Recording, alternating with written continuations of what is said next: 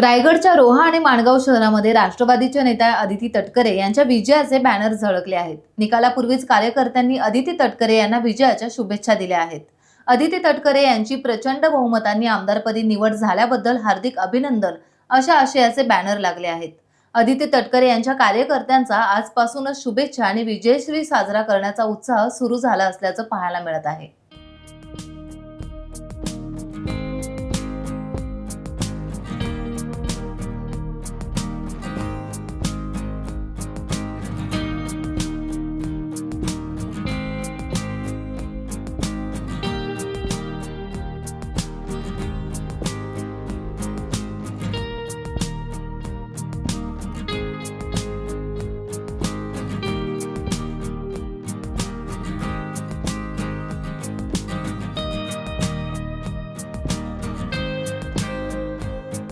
Times डिजिटलला like करा, share करा, subscribe करा आणि बेल आयकॉन दाबायला विसरू नका।